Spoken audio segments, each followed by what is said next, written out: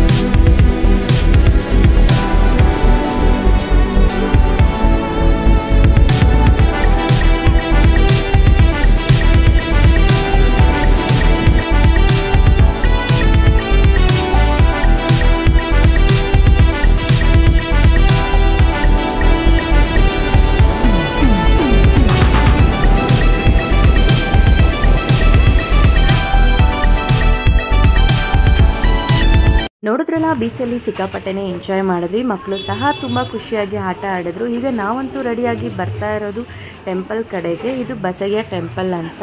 It is similar to Shiva temple. ಈಗ ದರ್ಶನ ಮಾಡ್ಕೊಳ್ಳೋಣ ಅಂತ ಹೊರಗಡೆ ಹೋಗ್ತಾ ಇದ್ದೀರಿ.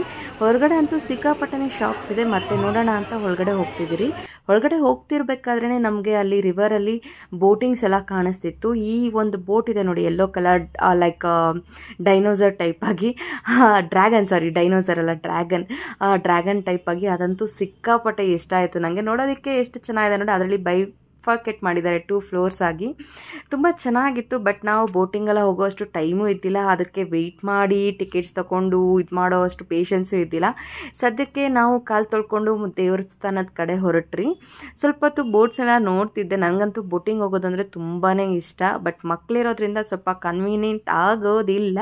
But let it be in my wish bucket ಅಂದ್ಕೊಂಡು ಮುಂದೆ ಹೊರಟ್ರಿ. ದರ್ಶನ ಅಂತೂ ತುಂಬ ಚೆನ್ನಾಗಾಯಿತು. ಆ್ಯಕ್ಚುಲಿ ಇಷ್ಟು ರಶ್ ಇದೆ. ಒಳಗಡೆ ಕ್ಯೂ ಸಿಸ್ಟಮ್ ಏನೂ ಮಾಡಿಲ್ಲ. ಡೈರೆಕ್ಟ್ ಹೋಗ್ತಾ ಇದ್ದಂಗೆ ನಮಸ್ಕಾರ ಹಾಕ್ಕೊಂಡು ಬರ್ತಾ ಇದ್ರಿ. ಹಾಗೆ ಹೊರಗಡೆ ಇಲ್ಲಿ ಬಂದು ಪ್ರಸಾದ ಕೊಡ್ತಿದ್ರು. ಆ್ಯಕ್ಚುಲಿ ನಂಗೆ ಈ ಕಡೆ ಇರೋ ಪ್ರಸಾದದ್ದೆಲ್ಲ ಒಂದು ಸ್ವಲ್ಪ ಇಂಟ್ರೆಸ್ಟಿಂಗ್ ಅನಿಸ್ತು. ತುಂಬ ಡಿಫ್ರೆಂಟ್ ಆಗಿದೆ. ಇಲ್ಲಿ ಬಂದು ಕಡಲೆ ಮತ್ತು ಟೀ ಕೊಡ್ತಾಯಿದ್ರು ಪ್ರಸಾದ ಆಗಿ. ಕೂಳಿಸಿ ಎಲ್ಲರನ್ನೂ, ಲೇಡೀಸ್ನ ಸಪ್ರೇಟು, ಜೆಂಟ್ಸ್ ಸಪ್ರೇಟಾಗಿ ಕೂಳಿಸಿ ಟೀ ಮತ್ತು ಕಡಲೆ ಹೆಸರು ಕಾಳು ಆ ರೀತಿ ಕೊಡ್ತಾಯಿದ್ರು. ನಾವಿಲ್ಲಿ ಚಾಯ್ ಲವರ್ಸ್ ಯಾರೂ ಇಲ್ಲ, ಎಲ್ಲ ಕಾಫಿ ಲವರ್ಸ್ ಆಗಿರೋದ್ರಿಂದ ಚಾಯ್ನ ತೊಗೊಳಕ್ಕೆ ಹೋಗಿಲ್ಲ. ಹಾಗೆ ಹೊರಗಡೆ ಬರ್ತಾ ಏನಾದರೂ ಶಾಪಿಂಗ್ ಮಾಡೋಣ ಅಂತ ಅಂದ್ಕೊಂಡ್ರಿ. ನಾನು ಗೊತ್ತಲ್ವ, ಎಲ್ಲ ಅಂಗಡಿನೂ ನೋಡ್ತೀನಿ, ಏನೂ ತೊಗೊಳೋದಿಲ್ಲ. ಯಾಕೋ ಎಲ್ಲನೂ ನೋಡೋಕ್ಕೆ ತುಂಬ ಇಷ್ಟ ಆಗುತ್ತೆ ನನಗೆ ತೊಗೊಳೋದಕ್ಕಿಂತ. ಯಾಕಂದ್ರೆ ಆಲ್ರೆಡಿ ತೊಗೊಂಡಿರ್ತೀರಲ್ವ, ಎಲ್ಲ ಸಿಮಿಲರೇ ಇರುತ್ತೆ. ಬಟ್ ಏನಾದರೂ ಹೊಸದಾಗಿದ್ದರೆ ಕಾಣಿಸುತ್ತಾ ಅಂತ ನೋಡ್ತೀನಿ. ಈಗ ನಿಮಗೆ ಇಲ್ಲಿ ರಿವರ್ ಬಗ್ಗೆ ಹೇಳಿಲ್ಲ ಅಲ್ವಾ, ಅದಕ್ಕೆ ಇನ್ನೊಂದ್ಸಲಿ ರಿವರ್ನ ಕ್ಯಾಪ್ಚರ್ ಮಾಡ್ಕೊಳ್ತಾ ಇದ್ದೀನಿ. ಇದು ಬಂದು ನೈಲ್ ರಿವರ್ ಅಂತ. ಈ ವರ್ಡ್ ಎಲ್ಲ ಕೇಳಿದಿರಿ ಅನಿಸ್ತಿದೆಯಲ್ಲ. ನನಗಂತೂ 7th ಸ್ಟ್ಯಾಂಡರ್ಡ್ ಸಿಲೆಬಸ್ಸಲ್ಲಿ ನೆನಪಾಯಿತು ನೈಲ್ ರಿವರ್ ಅಂತ ಓದಿದ್ದು. ಇದು ಬಂದು ನೈಲ್ ರಿವರು. ಇದನ್ನು ನೋಡಿಕೊಂಡು ನಮ್ಮ ಜರ್ನಿನ ಸ್ಟಾರ್ಟ್ ಮಾಡ್ಕೊಂಡ್ರಿ. ಬ್ಯಾಕ್ ಟು ಮೈಸೂರು ಮೇಲೇ ಕೇರಳಕ್ಕೆ ಬಂದಿದ್ದು. ಈಗ ಮೈಸೂರು ಮೇಲೇ ಮನೆಗೆ ಹೋಗಬೇಕು. ಸೊ ಸದ್ಯಕ್ಕೆ ಮೈಸೂರಲ್ಲಿ ಹೋಗಿ ಸ್ಟೇ ಮಾಡೋಣ ಅನ್ನೋ ಪ್ಲ್ಯಾನ್ ಇದ್ದಿದ್ದು. ಮೈಸೂರಿಗೆ ಎಂಟ್ರಿ ಕೊಡ್ತಿದ್ದಂಗೆ ನೋಡಿ, ಇದನ್ನು ನೋಡ್ತಿದ್ರೆ ಏನೋ ಒಂಥರ ಖುಷಿ ಆಗುತ್ತಲ್ಲ. ಹೌದು, ನನಗೂ ಹಾಗೆ ಅನಿಸ್ತಿತ್ತು. ಏನಪ್ಪ ಮೈಸೂರಿಗೆ ಎಂಟ್ರಿ ಕೊಡ್ತಿದ್ದಂಗೆ ನಮ್ಮನ್ನ ಸ್ವಾಗತ ಮಾಡ್ತಿದ್ದಾರಾ ಅಂತ. ಅದೆಲ್ಲ ಏನಿಲ್ಲ, ದೇವರ ಮೆರವಣಿಗೆ ಹೋಗ್ತಿತ್ತು. ಅದಕ್ಕೆ ಇಲ್ಲಿ ಎಲ್ಲ ಡೆಕೋರೇಷನ್ ಮಾಡಿ ರೋಡ್ನಲ್ಲಿ ಈ ರೀತಿ ಮಾಡ್ತಿದ್ರು. ಬಟ್ ಇದು ಆಲ್ಮೋಸ್ಟ್ ಒಂದು 11:30 ಆಗಿದೆ ನೈಟು, ಇವಾಗ ಮಾಡ್ತಿದ್ರು. ಹೋಟೆಲ್ ನಿಯರ್ ಈ ರೀತಿ ನಿಂತಿದ್ರು.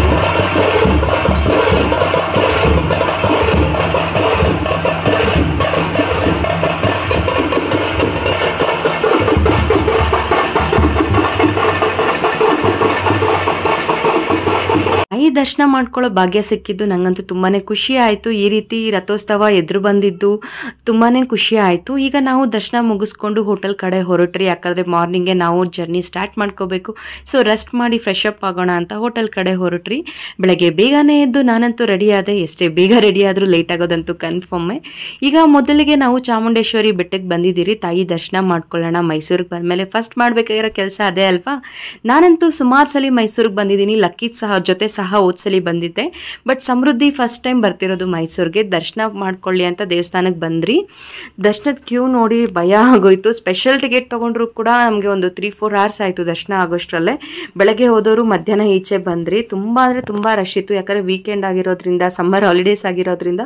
ಬಟ್ ಎನಿವೇ ದರ್ಶನ ತುಂಬ ಚೆನ್ನಾಗಾಯಿತು, ಅದೇ ಖುಷಿ. ಈಗ ನಮ್ಮ ನೆಕ್ಸ್ಟ್ ಪಾಯಿಂಟ್ ಯಾವುದು ಅಂತ ಯೋಚನೆ ಮಾಡ್ತಿದ್ರಿ. ಅಷ್ಟರಲ್ಲಿ ಊಟಕ್ಕೆ ಸಹ ಹೋಗಬೇಕಿತ್ತು. ಮಕ್ಕಳಿಗೆ ಫಸ್ಟ್ ಊಟ ಮಾಡಿಸ್ಕೊಂಡು ನೆಕ್ಸ್ಟ್ ಎಲ್ಲಿ ಹೋಗೋದು ಅಂತ ಯೋಚನೆ ಮಾಡ್ತಿದ್ರಿ. ಆಗ ನನಗೆ ನೆನಪಾಯಿತು ಝೂ ಪಕ್ಕದಲ್ಲಿರೋ ಅಕ್ವಾರಿಯಮ್ಮು. ಅಲ್ಲಿ ಬಂದು ಹೋದ್ಸಲಿ ಲಕ್ಕಿ ತುಂಬಾ ಎಂಜಾಯ್ ಮಾಡಿದ್ದ. ಸೊ ಈ ಸಲ ಸಮೃದ್ಧಿ ಇರೋದ್ರಿಂದ ಸ್ಯಾಮ್ ಸಹ ತುಂಬ ಎಂಜಾಯ್ ಮಾಡ್ತಾಳೆ ಅಂತ ಒಂದು ಹೋಪ್ ಇತ್ತು. ಅದರ ಆಪೋಸಿಟಲ್ಲಿರೋ ಹೋಟೆಲ್ನಲ್ಲಿ ಊಟ ಮಾಡಿಕೊಂಡು ಒಳಗಡೆ ಹೊರಟ್ರಿ. ಈ ಹೊರಗಡೆ ಫೋಟೋಸ್ ಎಲ್ಲ ಕ್ಲಿಕ್ ಮಾಡ್ಕೊಳ್ತಿದ್ರಿ. ಆ ಹಸುದು ಇದೆ ಅಲ್ವಾ, ಅದು ನನಗೆ ತುಂಬ ಇಷ್ಟ, ಅದು ಸ್ಟ್ಯಾಚು. ಅದಕ್ಕೆ ಕ್ಲಿಕ್ ಮಾಡ್ಕೊಳ್ತಿದ್ದೆ ಫೋಟೋಸು.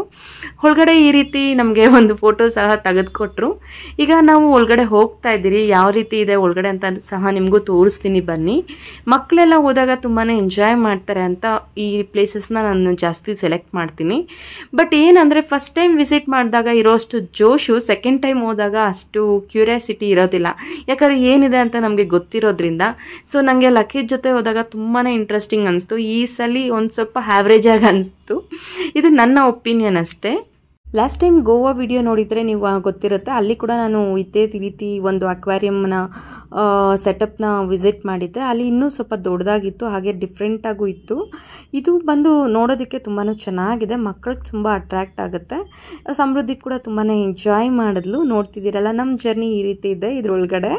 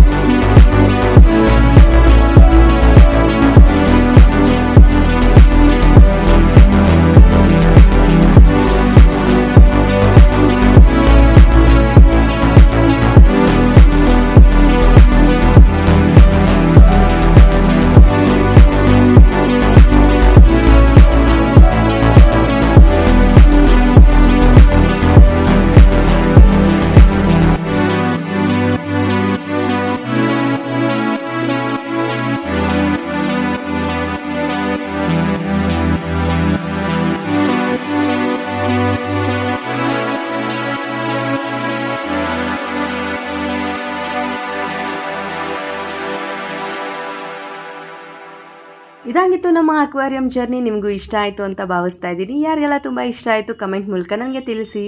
ಈ ಕೆನಾಲ್ ಜರ್ನಿ ಏನಿದೆ ಅದೊಂದು ಸ್ವಲ್ಪ ಅಟ್ರಾಕ್ಟ್ ಅನಿಸುತ್ತೆ, ಬಟ್ ಅಲ್ಲಲ್ಲಿ ಫಿಶಸ್ ಕಡಿಮೆ ಇರೋದ್ರಿಂದ ಸ್ವಲ್ಪ ಬೋರಿಂಗ್ ಅನಿಸುತ್ತೆ.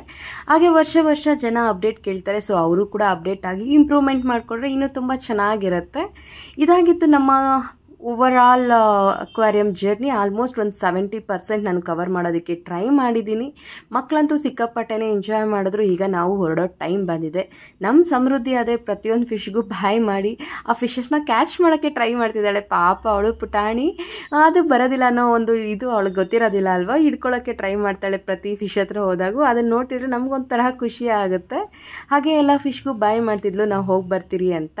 ಈಗ ನಾವು ಹೊರಡೋ ಟೈಮ್ ಬಂದಿದೆ. ಈಗ ಹೊರಗಡೆ ಬರ್ತಿದ್ದೀವಿ ನೋಡಿ. ಹೊರಗಡೆನೇ ಒಂಥರ ಇದೆ ಅಲ್ವಾ, ಒಂಥರ ಕಣ್ಣು ಸ್ವಲ್ಪ ಇದಾಗುತ್ತೆ. ಯಾಕಂದರೆ ಒಳಗಡೆ ಸ್ವಲ್ಪ ಡಾರ್ಕ್ನೆಸ್ ಇರೋದ್ರಿಂದ ಹೊರಗಡೆ ಸಡನ್ನಾಗಿ ಬಂದ ತಕ್ಷಣ ಏನೋ ಒಂಥರ ಫೀಲು. ಹಾಗೆ ಮುಂದೆಗಡೆ ಇರೋ ಫಿಶ್ ಹತ್ರ ಸ್ವಲ್ಪ ಫೋಟೋಸ್ ತೊಗೊಂಡ್ರಿ, ಯಾಕಂದರೆ ಅದೇ ಅಟ್ರಾಕ್ಟಿವ್ ಸ್ಟ್ಯಾಚ್ಯೂ ಅಲ್ಲಿ ಇದ್ದಿದ್ದಲ್ವಾ.